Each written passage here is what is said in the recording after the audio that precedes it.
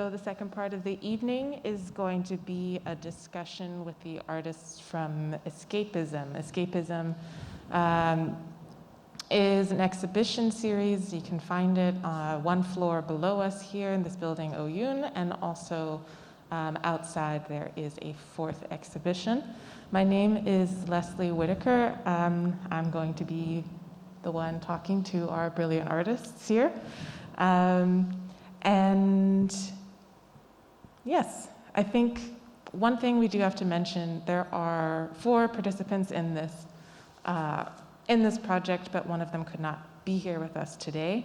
And I think that there is something that she wanted to share tonight.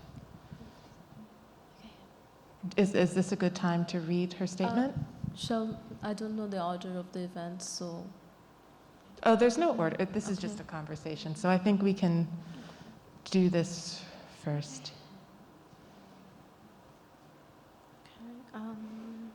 First, I will just start with introducing the artist. Izdihar Afyouni, Palestinian artist and creator of the ongoing research and participatory art project Thicker Than Blood, the third digital iteration of which is being exhibited as part of ESCAPISM and explores the abuse of language and affect by state mechanisms and larger themes of carceral logic and politics of disposability, would like to state that her absence on this panel is deliberate. Instead, she's asked us to read this piece on her behalf. The artist is not present. It's a traveling artwork that has been performed by various non-Palestinian artworkers in the UK and Lebanon. I was going to sit here and subject myself to any stupid fucking question you had about the settler colonial apartheid state of Israel and the ongoing Nakba experienced by the Palestinian people, 73 years and counting, and the hundreds of villages ethnically cleansed and the tens of thousands killed in the mass atrocities, in the countless massacres, and the displacement of 12.4 million Palestinians such as myself.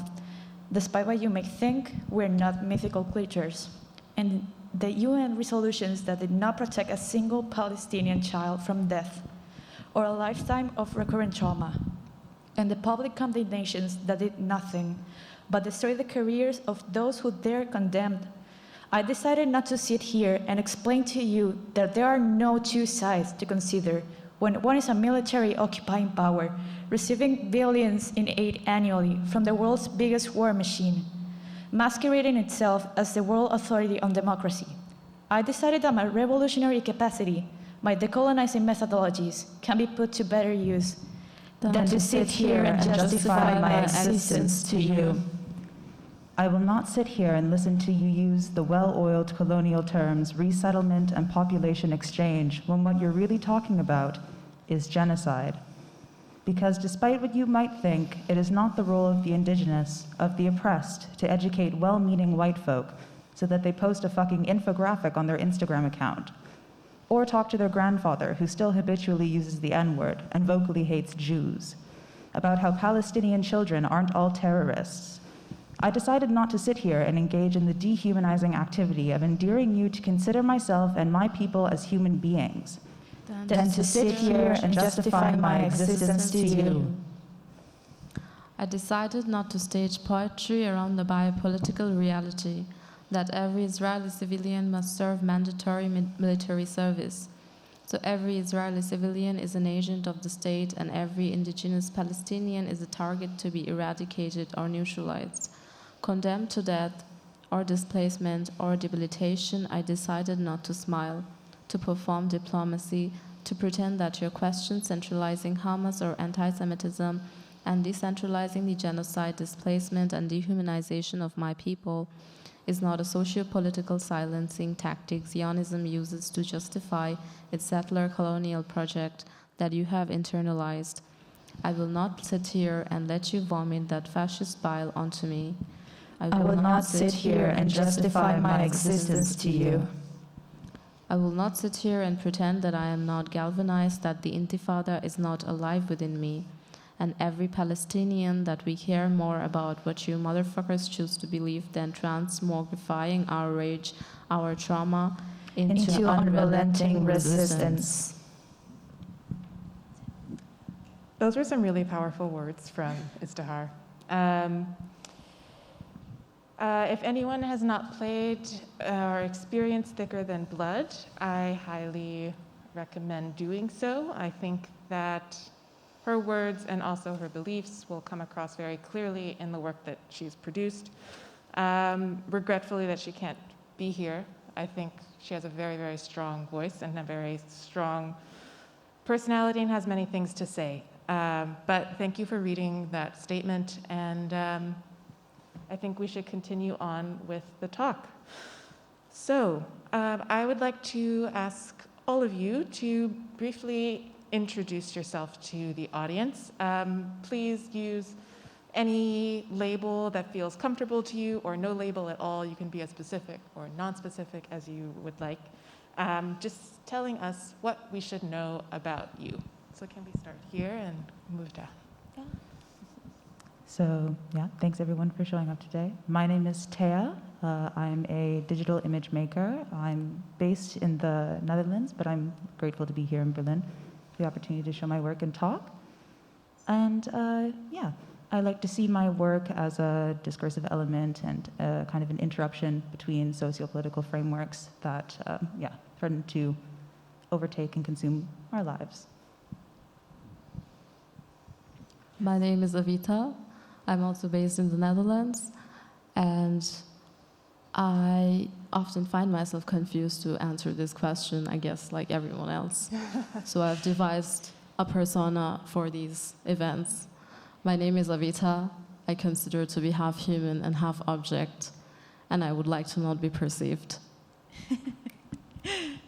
Hi, I'm Sol. I'm based in Spain, and I'm a 3D artist who is very obsessed about just trying to represent my culture and the sides of my home country, Venezuela. And yeah, I really like rocks, and I also do not like to be perceived. Thank you. So the Escapism project has roots in empowerment. And I wanted to ask, what is your relation to this theme? Did you find this project to be a tool for self-expression, for rebellion, for activism, for something else? Or how does escapism empower? Initially, when I was looking at the open call online, escapism, just as a broad topic, initially just imagining escaping to where, escaping from what, escaping from who, all of the who, what, where, when, whys, and hows. And I had a thought that was kind of germinating over the past 2 years, and I wanted to maybe think of escapism as a way to kind of like light a fire or set a spark, and then let the blaze continue to burn as the project would unfold over the weeks. I think it's quite a common concept sometimes that when you feel something, once you write that down, put it on paper, you feel less burdened by your feelings. Not that it changes a lot, but once you put something on paper or once you verbalize something, you have a more understanding of it some way, or you can put it in perspective and you feel differently than before. And I think that's also a way of escaping from one feeling to another feeling, or like a more clearer feeling. So I think what I wanted to do, or like this relationship to escapism or empowerment, is also putting years and years of thoughts into words and actually thinking of them and verbalizing them while you don't consciously do it all the time, but it's like they're embedded in you somehow, one way or another. So I think I find power or escape into putting thoughts into paper or rethinking it myself or reflecting on it myself. Wow. For me, I guess, coming from working in the vegan industry, personal narratives, especially those that are not cishet, white, and male, are not favored economically and just like in the general public. So for me, the escapism project was a way of self-expressing myself and my reality, rebelling against like the normal current, the capitalistic current of the video games, and also trying to not escape it, actually face my own trauma and my own history for once. So yeah, that's escapism for me. Wow. Thank you all for those answers. I think we're going to come back to those. Yeah, Avita, you said that there's something about putting this on the page as a way of sort of letting these feelings go, or like as an outlet, yeah. As an outlet. As an outlet. Yeah. Did you find that there was something in your game that you had to get out, that there was something, an outlet for, I don't know, anything that... like anything in particular? Yes. I wouldn't say so, because sometimes some of the things that I wrote, I think, maybe I think of it in the moment, like maybe if I'm having a conversation with you or someone else and we're talking about something completely different, and it often happens that you sometimes space out or you start thinking about something, and not always when you space out it's a conscious process. It's a lot of the times just subconscious or unconscious. Mm-hmm. And sometimes I think you have these thoughts or fragments of memories pop up in yourself, maybe for like a second or 3 seconds maximum, and then it invokes an emotion. And then it leaves again. It invokes some sort of an emotion which I don't have a word for. And I think, like, I try to take that as a point of departure. Like, I never think about these things again. It comes and goes, but it happens every so now and then. So I think I was trying to remember them as much and go forward with it in a stream of consciousness without really knowing exactly what it is that I am doing. I just let it go as it comes to me, as opposed to like directing it some way. Okay. I wanted to talk with each of you sort of individually about your own games, but I think, can we start with you, Avita? Is that okay? Sure. So kind of going off of what you just said about a stream of consciousness and not knowing where you're going to end up, that was something that playing the game was really sort of beautiful, and something that players will experience for themselves. One of the first things you hear is that a woman named herself Poetry, and then she died in room 602. And it's kind of puts into your mind already that like poetry is the narrative, and there's no sort of beginning or end, there's no point to this. And so can you sort of tell us more about your, let's say, relationship to this nonlinear aspect of the game, and like how you brought in your background in like audiovisual arts, and like how you expanded this poetry into this immersive environment? I think structurally it has a lot to do with deconstructing and translating mediums, because like I think I mentioned to you before that I rarely play video games myself, or maybe the last time I played was a really, really long time ago.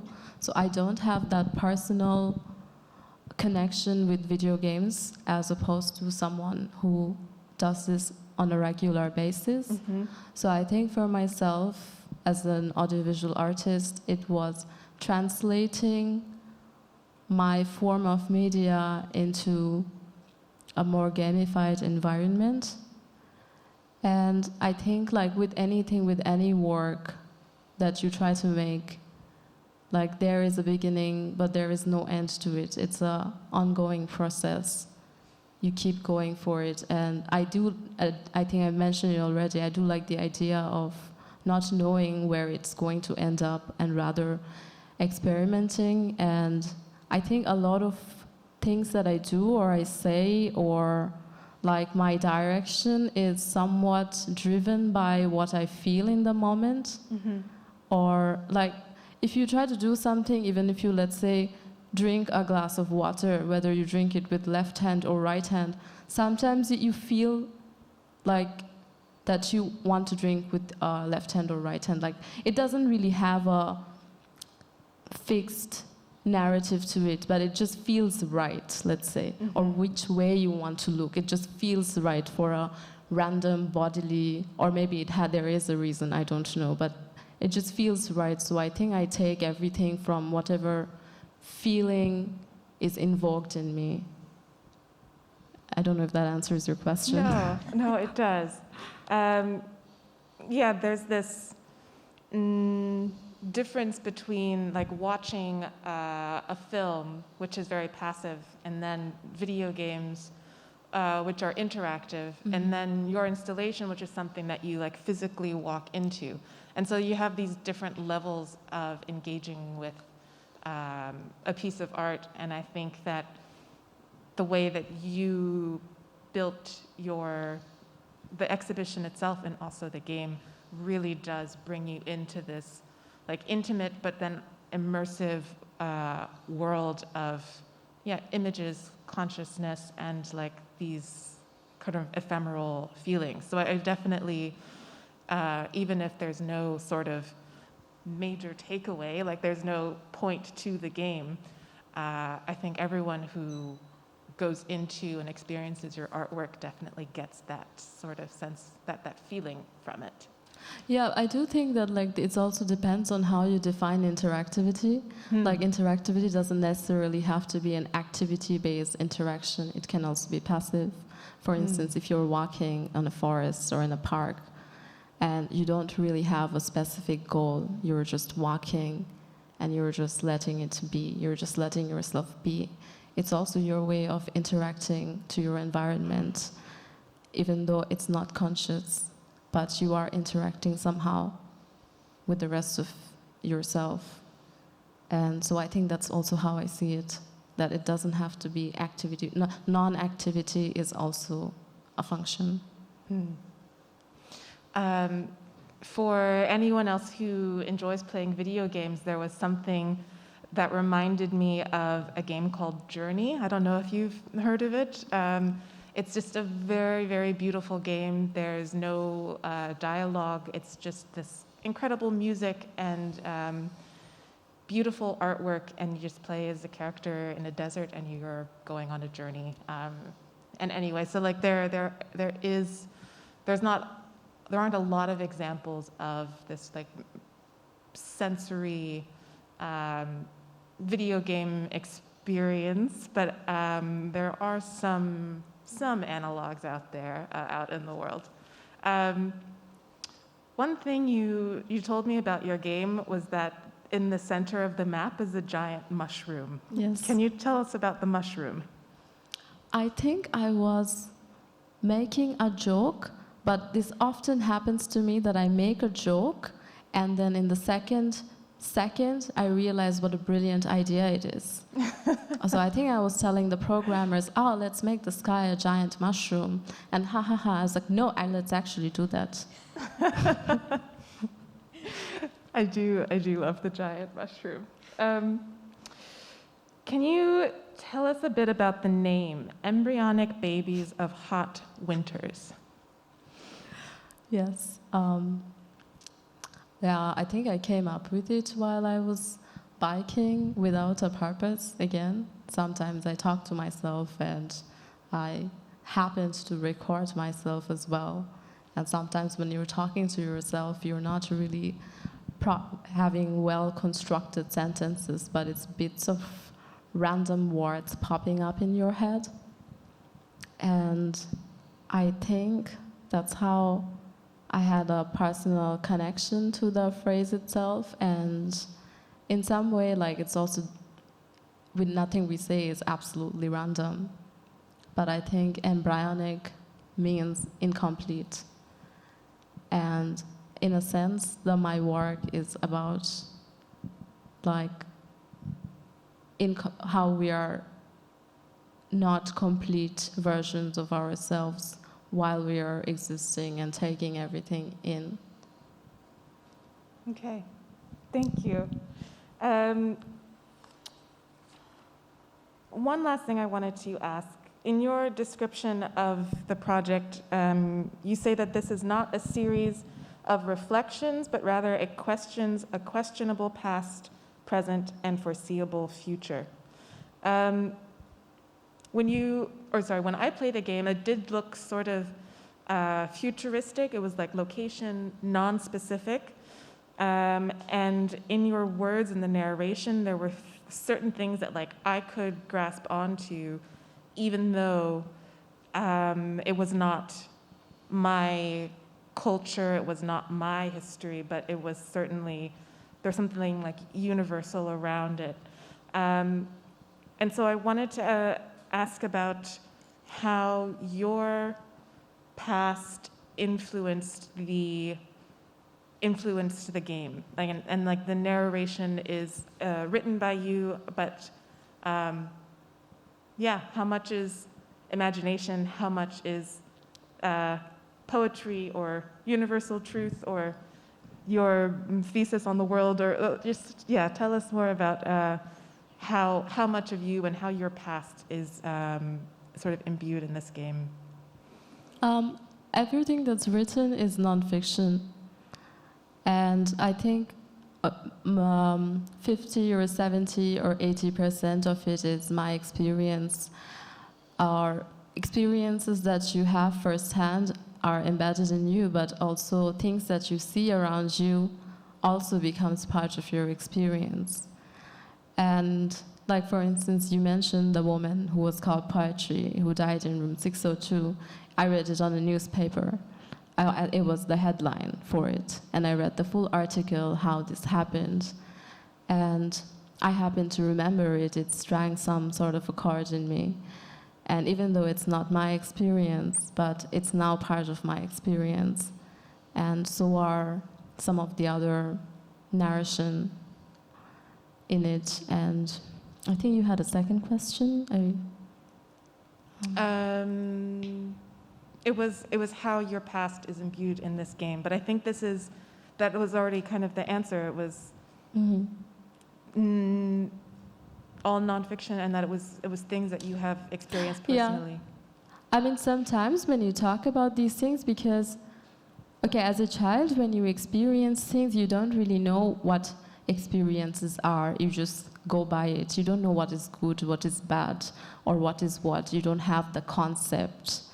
And maybe in reflection, you see like some of these things, you can put them in categories, you can label them, you can say it's good or it's bad or it's traumatizing and so on. And sometimes when you talk about these things, it feels so surrealistic that, okay, it feels like it's not real, because it just has a lot of gravity to it.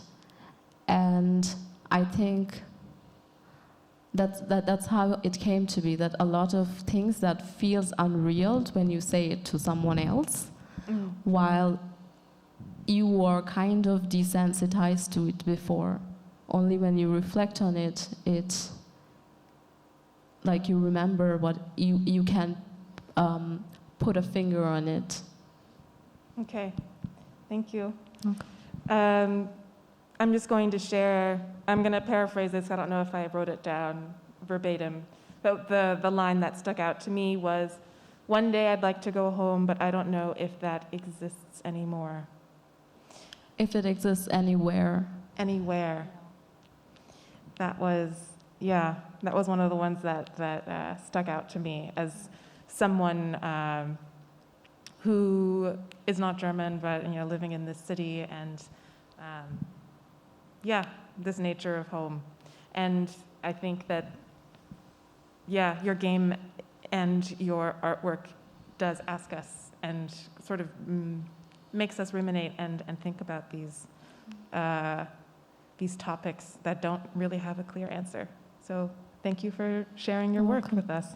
Yeah, I also wanted to say something based on your thoughts, that because I think the whole essence of it to myself, like not to sound nihilistic, like I'm not that nihilistic myself, but I think the essence is also not about something or about anyone or about anything in particular, but it's more or less that whatever you do, wherever you go, I don't think you will have like a sense of identity anywhere. Like we have illusions of what it is to have an identity, but I personally don't think it exists. I personally think it's an illusion. Half human, half object. Exactly.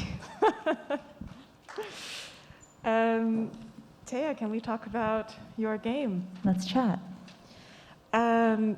So you told me about the inspiration of the name of your game, and I Googled this person, and my mind was blown. Can you tell us a little bit about Terare and the person? Yes. Terare was a French individual who lived in France in the 1700s, mid-1700s, 18th century. And he had a absolutely insatiable appetite, desperately ravenous. He would consume portions of food for 10 people or more, and this would only fill his belly, and he would only feel satiated or at ease for maybe 5 minutes until he would feel the need to consume more and more and more. And eventually this was picked up by the military, the French legionnaires, and he was then brought in to the military for some inspection and some scientific experiments on his person, as well as merely to be seen as a tool for potential use. And in the military, while he was in the hospital, he was also consuming portions of food for 15 people or more. They would find him eating garbage and scraps and sometimes like cadavers from the morgue. And this eventually reached to the point where he was killed through his overconsumption at the cost of being exploited by the French legionnaire, the military, in the end. Yeah. Yes.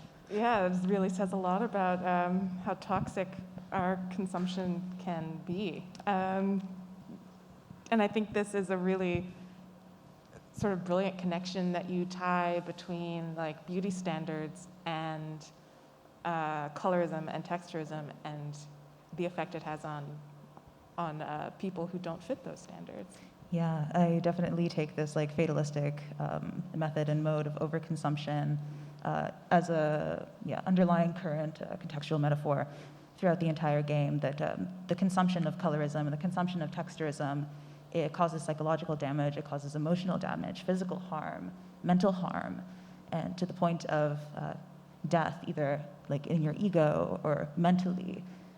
You reach some sort of collapse when you consume these ideologies or you engage in these ideologies that are not built with your safety in mind. That leads to my next question, because when I was playing colorism, there is an option to use papaya soap. And to a layperson's ears, papaya is a fruit, it's natural. Papaya soap doesn't sound like a bad thing, like it sounds harmless enough.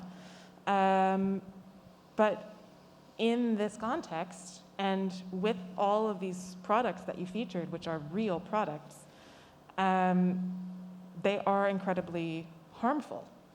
And they're packaged in this way that's just benign or even as something beneficial or that's beautiful. And I was wondering if you have an opinion on this. Do you think that a certain demographic is like especially at risk to these images? And I'm thinking about young people. I think the character in your game is a young person, and how harmful these images and lies are. Yeah, definitely. Like, I also started bleaching at a very young age, like 9, 10, around this. And papaya soaps and carrot soaps, like you said, they are organic, they are natural, and they do, in those inherent qualities, do possess brightening features. And what I see and what I realize is that there's a lot of linguistic trickery that is afoot in the way that products get renamed and readdressed and then thus redistributed. Because initially things like papaya soaps and carrot soaps were used to address hyperpigmentation. And of course, over time then the concentration of the active component in papaya that does lighten your skin becomes increased in these soaps. And then it becomes to be called purifying, maybe, or brightening. And I think these words that don't immediately scream, danger, danger, danger, warning, warning, warning, bleach is one of these. I think these words become quite subversive in the way that they're used. And so, yeah, they definitely serve as like a entryway, gateway into more treacherous territories. Yeah. I was thinking about like other games and sort of other examples in pop culture that have this,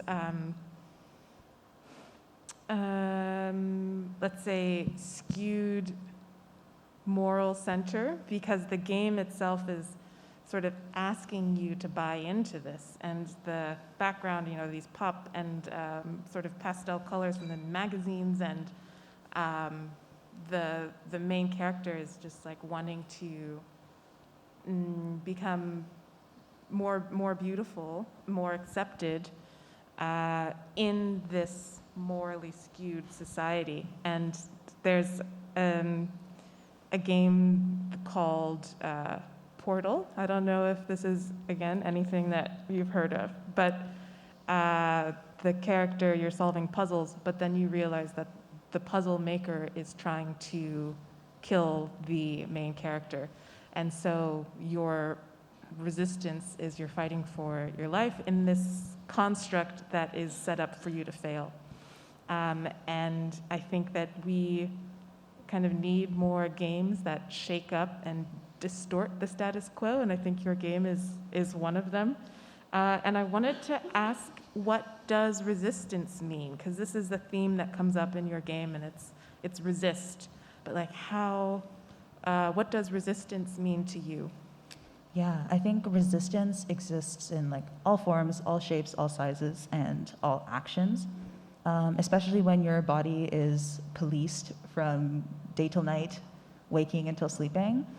I think any mode or operation or action that deviates away from the norm that you were expected to produce or perform is an act of resistance. One thing that I kind of employ more so in my own life practice, if you want to call it like this, is rest, like actually practicing and embodying being at rest and not actually participating in this weird hyper-capitalist rat race of society that you must do and you must produce and you must constantly be up and working. And so even just small incremental steps can also be an act of resistance. At the same time, large embodied actions with more people than just yourself are also acts of resistance. Yeah, I really like that. I really like that there is this a way to win the game, so to speak. Yeah, I feel like the winning happens outside of the game. Like I mentioned before, with the intention of escapism is to light a fire and then the blaze begins to burn afterwards. Also having the game end with resist is to then spark further thought even outside of the game, that the game is merely just the starting ground for discursive thoughts or potential interruptions, even on like the audience's own personal level. Yeah. I wanted to ask you about the character in your game that's just called Figure. And you are a digital image maker. And Figure is a a black person who doesn't have a face and just has these curls that go through a transformation. And I found myself sort of projecting onto Figure and seeing a younger version of myself as Figure. But I'm curious to hear how you designed and created this character for us. Yes. It's quite funny because now I realize that actually the figure is modeled after images of my mother. Really? Yes, so that's a fun little like elliptical loop we can make in the creating sphere. But then, the choices to not have any really like distinguished features such as eyes or lips, these were deliberate choices. I really wanted it to be kind of a blank canvas so that you could project yourself or see yourself either in the future or the future past or the past present. These experiences and these people can all live within the figure and the narrator. Yeah. Yeah. That's really great. Thank you for making your game. I hope everyone has a chance to go down and play Terraria. Yes, likewise. Sol, I want to ask Hello. you some questions. So seashells. I really, really love how seashells in your game are used as like a narrative device. And it offers the player a sense of catharsis at the end of the game. And people who walk into the exhibit, there is this sense where you physically throw the paper, the seashell, into the water. And so I was wondering for you, in the development and now the release of the game, has this been a cathartic experience? Yes, absolutely. It wasn't like the main goal, but working on this game and like facing a lot of trauma and a lot of like terrible things that I hadn't acknowledged before, it really helped. It was like better than therapy. And in the game, I say that, and it's real, I had a lot of like terrible nightmares about my country, my people, my family, and they were constant. Like I had those like a week, every week or so. And then after doing the game, they just stopped completely. I remember like I was almost done with the development of the game, and I just had this wonderful dream of being back home and just having a huge dinner with all of my family and my friends, and just this sense of peace and I don't know, just like belonging finally, rather than trying to escape and trying to, just like trying to leave my home. So yeah, it was very cathartic for me as well, which was a surprise. It's like, I don't know, there was like a little magic somewhere there that managed to break the cycle. So yeah. Oh, that's really beautiful. I'm glad to hear that. Can you share with us like your personal connection to seashells? Seashells are, people collect them on the beach. They've been used as jewelry or currency, and they have different meanings to different cultures and different times. So like, how did you land on seashells? So there's like multiple layers to this.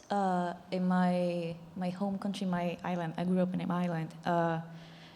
Margarita, or the island of Paraguachoa, is a very touristic place in the bad sense. Like most of the island is geared towards tourism and just like having people consume as much of the island as they can to get some profit. So naturally, anything natural is a product as well. And seashells especially are like collected by everyone. Like I don't want to shame, but like in my case, I don't know, like people make like sculptures out of seashells, and they just like take those from their natural environment, because like seashells are part of like living organisms, and so they take those away from their environment, and it's a negative thing, I think. There's like there's actually a beach called Playa Huacuco, and it was called that because it was filled with like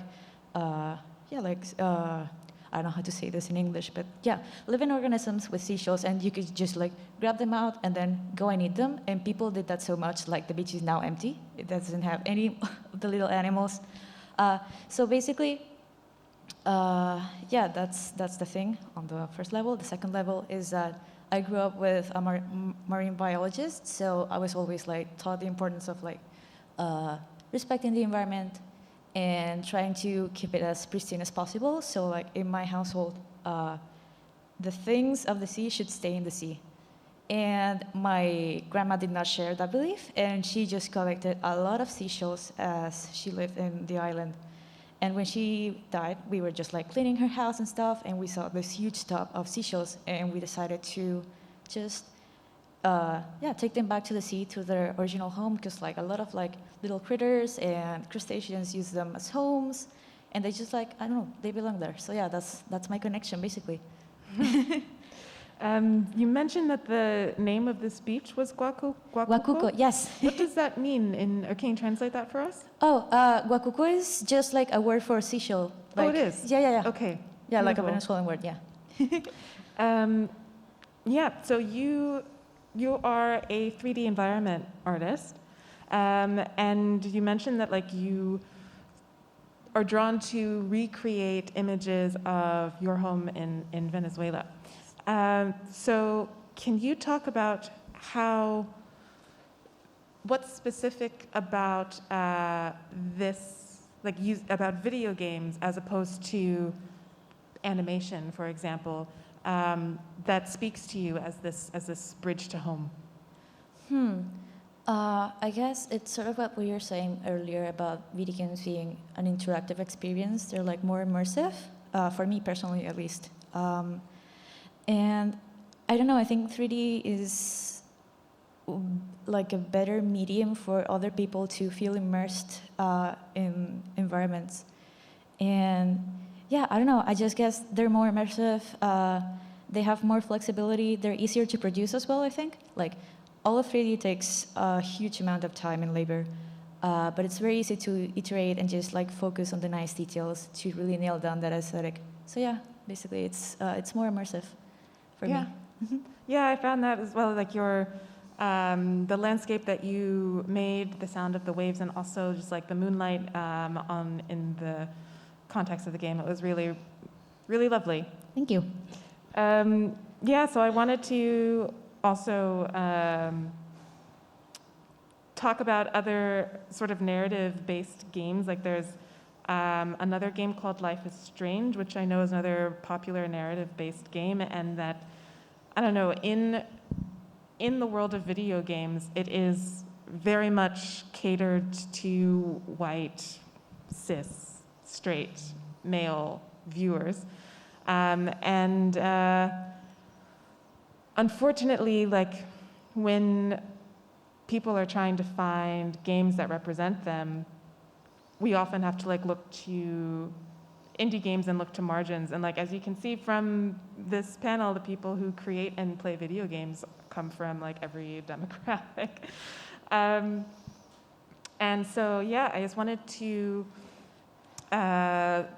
thank you for putting your personal experience into a game. And also, if there's like any indie game or another game that you wanted to shout out about that highlights underrepresented voices. Oh my God, so many. There's a very nice and charming game called A Garden Story, if I remember correctly. I think it's made by a queer Filipino artist. And it's very nice because it's a lot of games that are about farming or life simulation. They are about like gathering resources in a very like colonialist way, but not like intentionally, just like gathering like infinite resources and just like modifying the land forever. And that's like, okay, it happens, that we're taught that way. But this game in particular just makes a spin into that. And it's not about gathering resources to like build an enormous factory or a huge house. It's about defending your home from the rot and from oblivion, and just like taking care of your community and your environment. And I just think that's a very beautiful game, and I'm really happy that it exists. So yeah, that's my shout out, I guess. Nice. And yeah, I just have an open-ended question I wanted to ask before opening it up to audience questions. Since since the name of this project is Escapism, I wanted to ask you individually, is there no escape?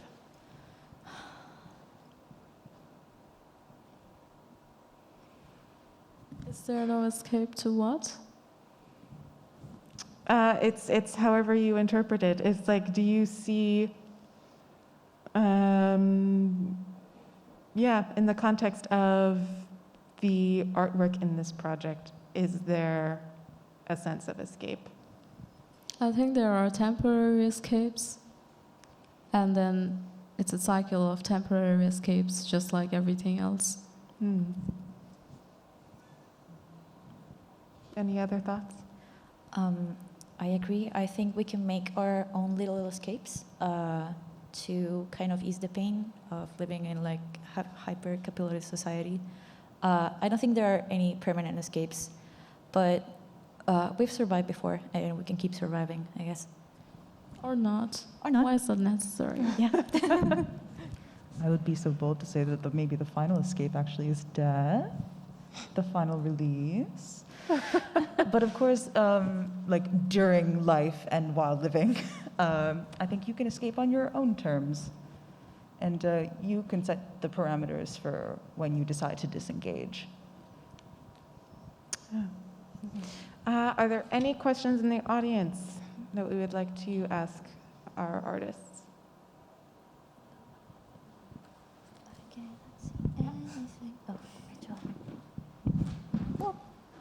Please come onto the stage. I can't. Oh, you can't bring it. Okay, sorry. Hi, obviously I have a question, haha. First of all, obviously, I'm super proud of all of you and your work, and you've done just amazing job. I'm just like super love and care about all of you throughout this process. I've just, you're my children. No, I'm kidding. Anyway, but I was wondering what creating your works in this project has taught you about facing doubt and fear. Because I think that when we start a project, there's so much of that, and throughout the whole process, and now you're done, kind of, So what have you learned about that, facing doubt and fear? Wait, can you repeat it? The last word, which was the important word, I didn't understand. What have you learned from this project about facing doubt and fear? Facing doubt and fear.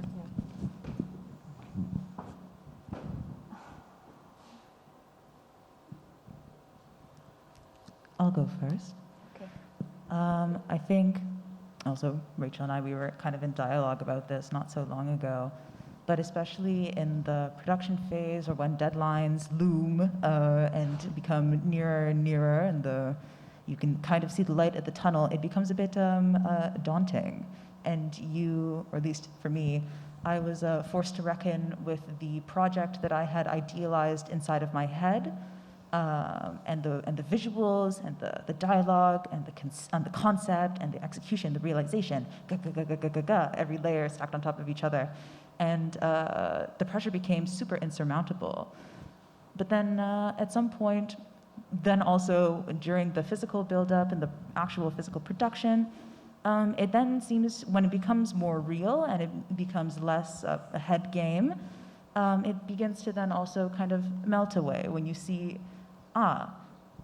of course you can never beat the ideal in your head, but of course you will never also realize the ideal inside your head when sky's the limit in your brain and we are merely bound by our capabilities and our physical sense.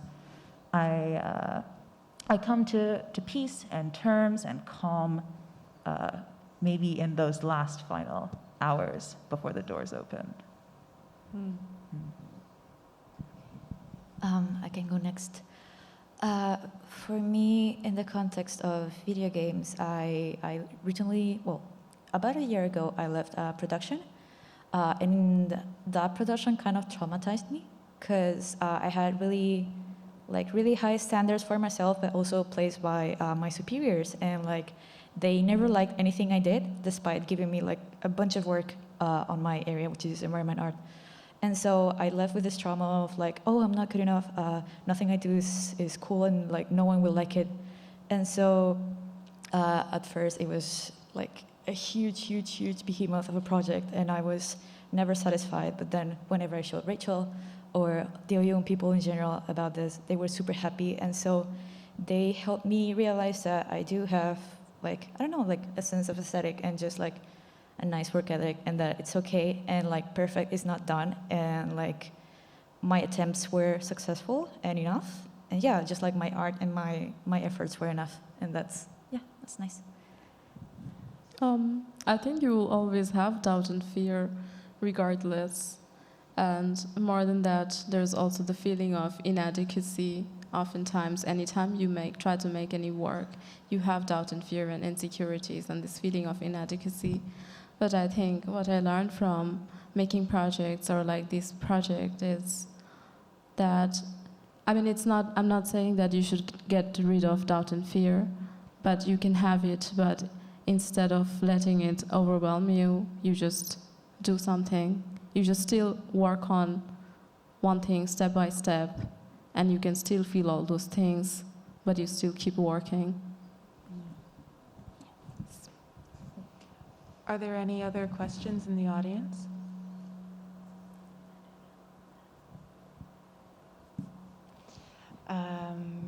I would like to follow up. Is there anything, any future games that you see yourself making? Or is this your one and only foray into game design? I do have a couple of projects. I'm making games with friends. I really like making games with friends rather than for the industry. We're making a game based on the tarot card of the Tower. That's coming in March of next year, I think.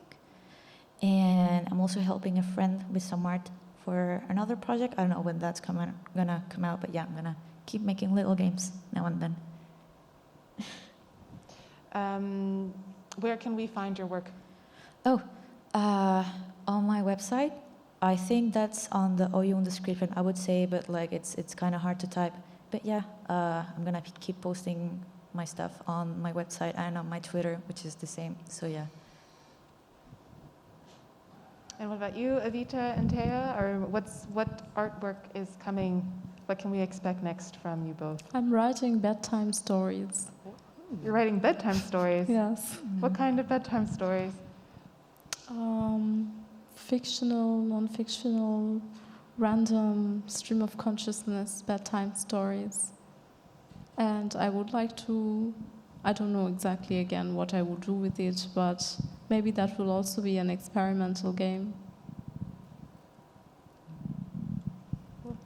Yeah, I've recently been kind of, germinating another idea, putting it in the soil and letting it grow roots. I've kind of been thinking about making a racial Rolodex of some kind. Of course, a Rolodex is these very like cylindrical address books that you would flip through very fervently to find the address or the telephone number of someone you would like to contact. But I've recently, I'm in the process of graduating from my program, and while writing my thesis, I received a comment that I'm really good at finding like the racial aspects in everything. Yes, and I should hope that I am. I should hope that I'm wise enough now. But there's always still more things to learn. But embodied off of that situation, I think about how when you experience a racist event or a microaggression, it's almost like you are then in front of court and you're expected to produce evidence and justify your case in front of, I don't know, the white jury and judge. And so I'm interested in taking this mechanism of discourse, of judging and evidence and proving, and maybe twisting this into my final work. Yes. Yes. Yes. I'm going to ask again if this has given anybody ideas or questions to ask. No? Okay, let me bring it back to you. Is there anything that you want to bring up, anything you want to ask each other, ask me, ask the audience?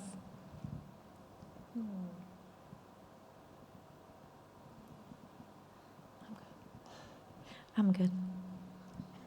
Well, I guess I can say that I really appreciate all of the people here that helped me make the game, invited me, and also my fellow artists who are incredible and inspiring and super powerful. And I cannot wait to see your future projects. Likewise. I assume we'll all keep each other posted, huh? Yeah. Okay. Thank you, Sol. Thank you, Avita. Thank you, Taya. And thank you to Izdihar, who could not or will not be here today. And thank you to our audience. Escapism is running through December 23rd. And please check out the incredible exhibitions from our artists here today. Okay. Thank you.